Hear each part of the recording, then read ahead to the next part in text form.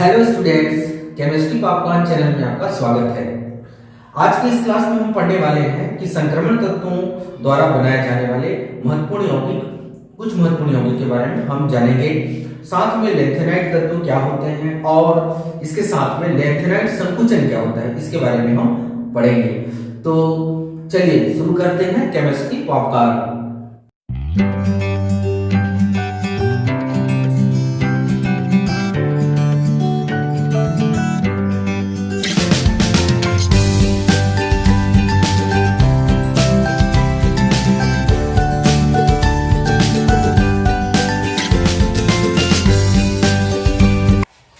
हम जिस यौगिक के बारे में पहले पढ़ने जा रहे हैं उस यौगिक का नाम है पोटेशियम डाइक्रोमेट।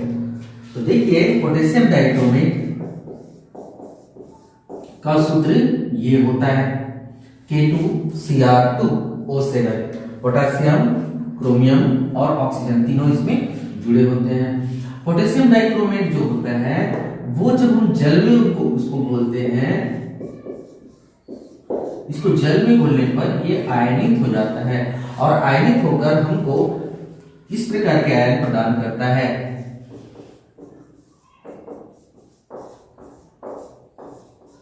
ये जो आयन बनता है, ये ऋणायन बन रहा है, इस पर हमको ध्यान देना है। ये ऋणायन को हम कहते हैं डाइक्रोमेट आयन। हम इसको डाइक्रोमेट आयन कहते हैं। तो डाइक्रोमेट आयन ही इस पोटेशियम डाइक्रोमेट का एक महत्वपूर्ण भाग होता है। डाइक्रोमेट आयन जो होता है उसकी संरचना किस प्रकार से होती है?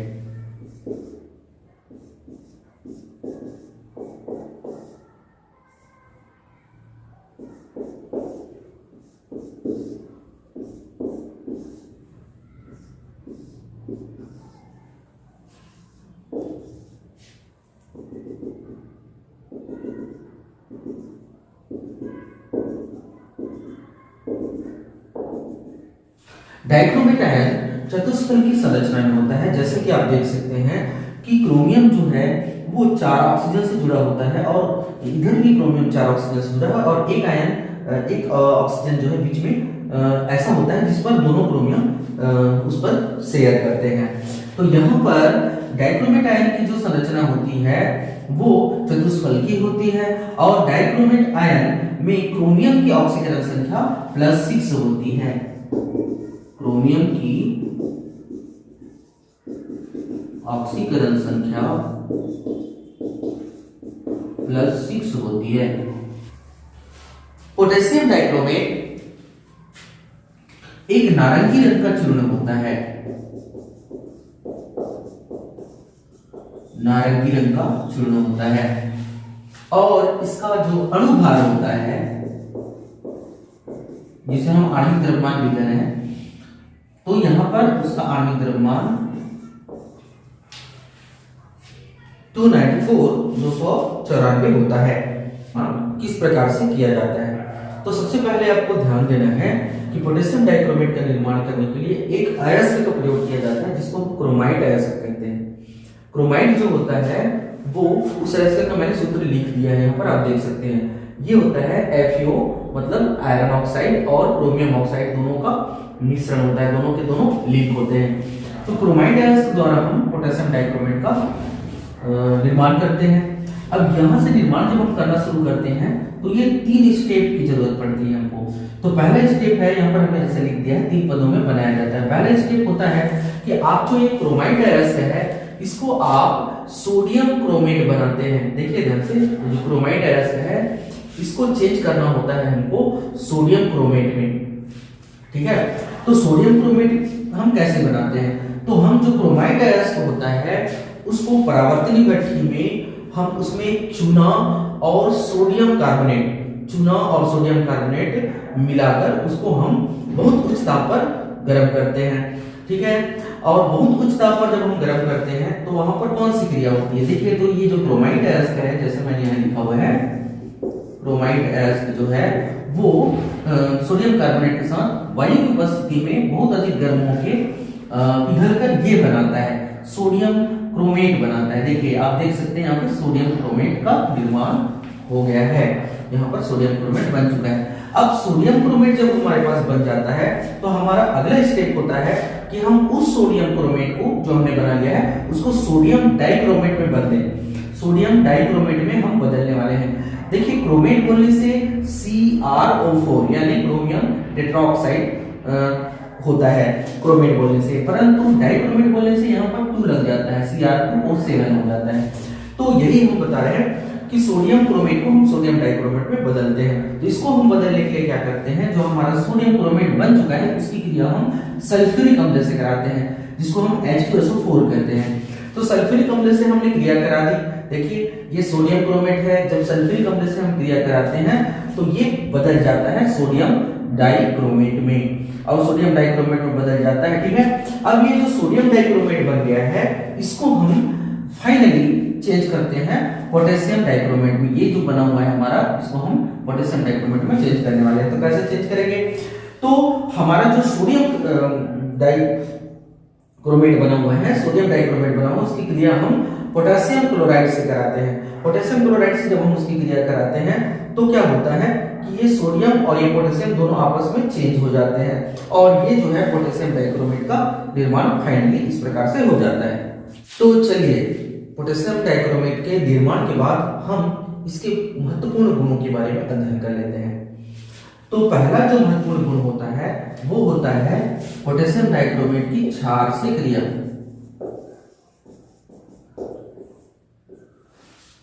ठीक है, क्षार के रूप में हम यहाँ पे पोटेशियम हाइड्रोक्साइड को लेने वाले हैं। देखिए क्षारी में हम यहाँ पर जब महत्वपूर्ण यौगिक पढ़ रहे हैं तो हम जब क्षार का नाम लेते हैं तब वहाँ पे पोटेशियम हाइड्रोक्साइड यूज करेंगे, और अम्ल के रूप में हम सल्फ्यूरिक अम्ल H2SO4 का यूज करेंगे। तो ठीक है, यहाँ पे हम क्षार से क्रिया लेते हैं। तो जैसे ही आप पोटेशियम डाइक्रोमेट को क्षार से क्रिया कराते हैं, ये जो है क्षार यहाँ पर KOH हमने लिया हुआ है। ठीक है, तो जैसे हम क्रिया कराते हैं ये बन जाता है पोटेशियम क्रोमेट। अब देखिए पोटेशियम क्रोमेट जो बन गया है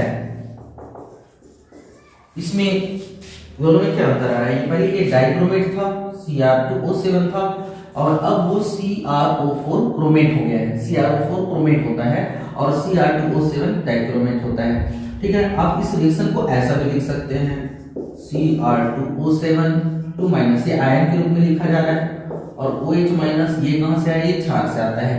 ठीक है, क्षार को OH- से भी शो किया जाता है। तो जैसे ही आप इस रिएक्शन को लिखते हैं आपको क्रोमेट आयन मिलेगा। ये जो है क्रोमेट आयन हो गया। ठीक है, और यहां पर ये डाइक्रोमेट आयन हो गया। ठीक है, अच्छा दोनों आयन जो होते हैं, दोनों आयन के रंग भी अलग अलग होते हैं। जो क्रोमेट आयन होता है वो पीले रंग का होता है। ठीक है, जबकि डाइक्रोमेट आयन जो होता है वो नारंगी रंग का होता है, ऑरेंज कलर का होता है। ठीक है, अब जो क्रोमेट आयन बन गया है, आपने क्षार लगा के क्रोमेट आयन बना दिया। अब क्रोमेट आयन में कहीं आप अम्ल लगा देते हैं तो वो फिर से पुनः डाइक्रोमेट आयन में परिवर्तित हो जाता है। इसको हम देख लेते हैं कैसे। तो मान अगर हम पोटेशियम क्रोमेट ले लेते हैं, ठीक है, ये हमने लाइन लिख दिया है। अगर हम पोटेशियम क्रोमेट ले लेते हैं और इसकी क्रिया हम H2SO4 से करा देते हैं, तो यहाँ पर हमको फिर से पोटेशियम डाइक्रोमेट मिल जाता है। ठीक है, फिर से हमको पोटेशियम डाइक्रोमेट मिल जाता है। जैसे आप देख रहे हैं हमें पोटेशियम डाइक्रोमेट फिर से क्रोमेट से पोटेशियम डाइक्रोमेट वापस आ जाता है। इसको आप ऐसा भी लिख सकते हैं,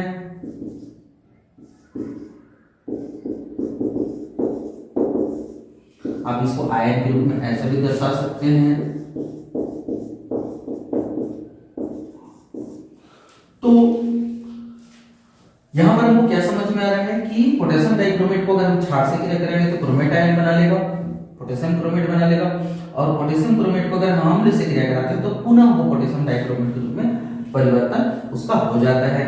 ठीक है, यहाँ पर हमने इसको बताया। अब देखिए पोटेशियम डाइक्रोमेट और क्रोमेट, ये दो जो आयन होते हैं, ये दोनों आयन इनका जो है निर्माण आपस में इंटरकन्वर्टिबल होते हैं, आपको हमने भी बताया। और ये pH मान 4 पे अगर ये रख दिए जाए, जैसे मैं आपको समझाता हूँ, देखिएगा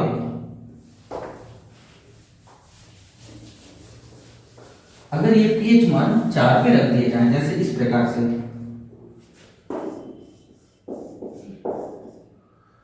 ये इंटर कन्वर्टिबल होते हैं,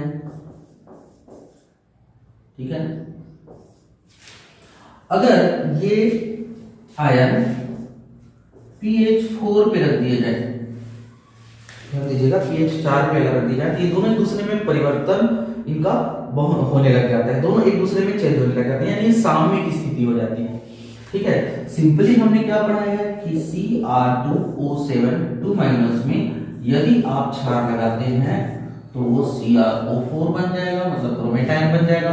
और उसमें अगर कहीं आप अम्ल लगा देते हैं वापस आते हुए, तो वो फिर से डाइक्रोमेटायन बन जाएगा। परंतु पीएच मान 4 पर दोनों एक दूसरे में साम्य की स्थिति में होते हैं, दोनों एक दूसरे में चेंज होते रहते हैं। अगला जो टॉपिक हम लोग देखने वाले हैं वो है क्रोमिल क्लोराइड परीक्षण।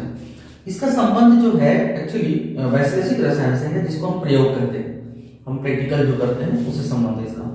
क्या होता है कि पोटेशियम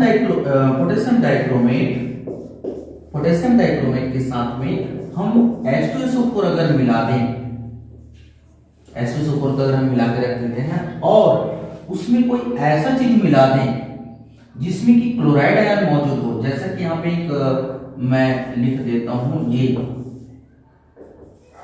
Cl- क्लोराइड आयन उपस्थित हो, जिसको एक धातु क्लोराइड है, धातु सोडियम धातु क्लोराइड। तो यहाँ पर कहने का मेरा मतलब ये है कि हम कोई ऐसी चीज मिला दें, ये दोनों ध्यान से देखेंगे, पोटेशियम डाइक्रोमेट और सल्फ्यूरिक अम्ल के मिश्रण में यदि हम कोई ऐसा चीज मिलाते हैं जिसमें क्लोराइड मौजूद हो, तो क्या होता है कि जब भी हम ऐसा करते हैं तो बिल्कुल एक पदार्थ बनता ही है। ये पदार्थ जो मैंने बताया अभी आपको, ये पदार्थ बनता है, ये नारंगी रंग का होता है। ये नारंगी रंग का पदार्थ तभी बनता है जब यहाँ पे Cl- हो। आपको सबसे पहले पोटेशियम डाइक्रोमेट और H2SO4 को मिला ही लेना है, उसके बाद जब आप इसमें Cl- ऐड करोगे तो ये नारंगी रंग का एक पदार्थ बनाएगा, जिसको कि हम क्रोमिल क्लोराइड कहते हैं, ठीक है। प्लस यहां पर और अन्य पदार्थ बनते हैं,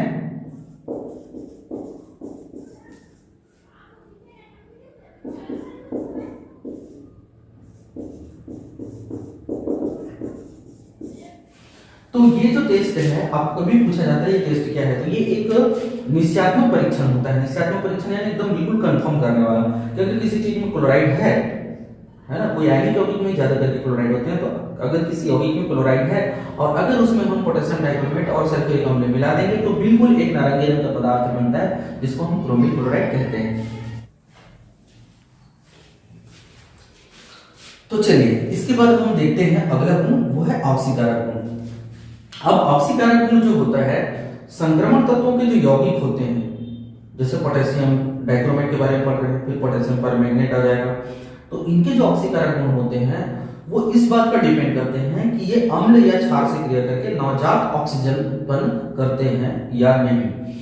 तो पोटेशियम डाइक्रोमेट अभी हम पढ़ रहे हैं, पोटेशियम डाइक्रोमेट अम्लीय माध्यम में या अम्ल से क्रिया करके नवजात ऑक्सीजन उत्पन्न करता है, जबकि क्षारीय माध्यम में नहीं करता।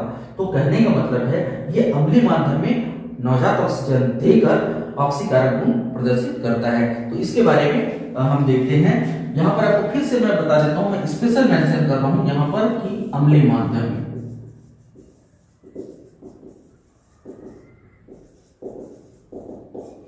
अम्लीय माध्यम में ही ये नवजात ऑक्सीजन उत्पन्न करता है, इस कारण ऑक्सीकारक गुण का अध्ययन हम अम्लीय माध्यम में करेंगे।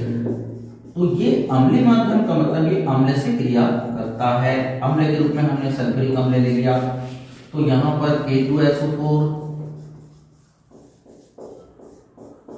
बन जाता है, फिर क्रोमियम सल्फेट बन जाता है, फिर जल बन जाता है, और जो हमको जानना है वो है ये नवजात ऑक्सीजन उत्पन्न करता है।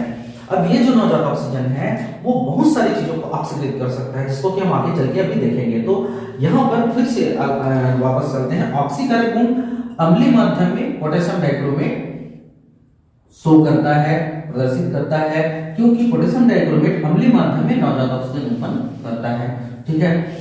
अब यहाँ पर जब नवजात ऑक्सीजन उत्पन्न कर चुका है ये, तो यहाँ पर एक हम टर्म्स और देखने वाले एक चीजों के बारे में और पढ़ेंगे, जो है कि तुल्यांकी भार। तो अम्लीय माध्यम में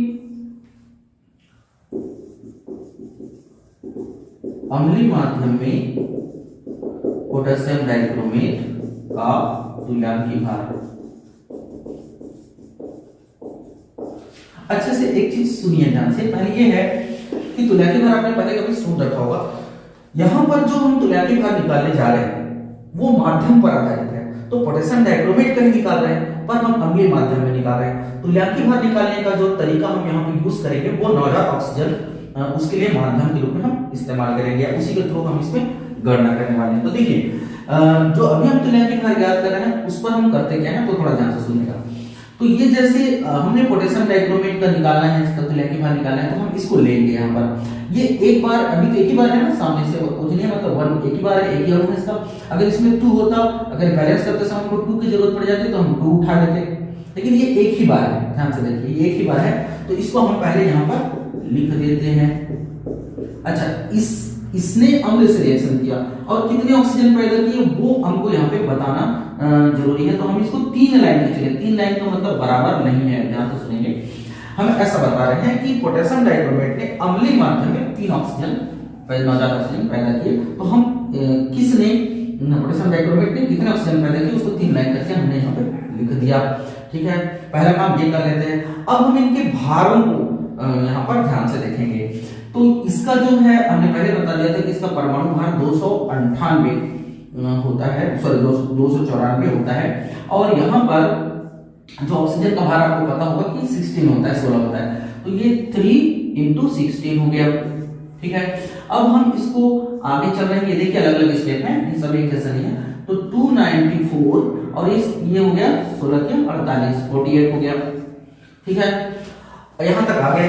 अब हम जो इस तरफ वाला पक्ष है, जिधर ऑक्सीजन है, उस पक्ष में जो लास्ट में हमने जो मल्टीप्लिकेशन करके लाया है उसको हम 8 के गुणनखंड में तोड़ देते हैं। 8 के गुणनखंड में तोड़ देते हैं का मतलब क्या है कि हम इसको 8 के पहाड़ा के हिसाब से तोड़ देते हैं। कैसे, अगर आप देखेंगे तो ये ऐसा हो जाएगा 6 × 8।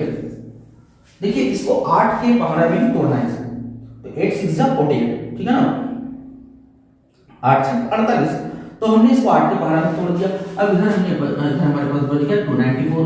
अब हम सिर्फ इधर 8 रोकेंगे और 6 को इधर पक्षांतर कर देंगे। तो यहाँ पर 8 और 294/6। ठीक है, इस तरीके से हम कर देते हैं। अब हमारे पास जो आ गया है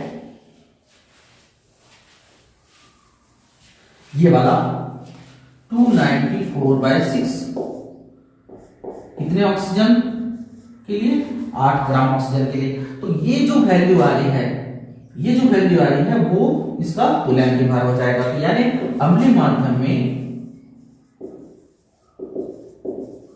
पोटेशियम डाइक्रोमेट का तुल्यांकी भार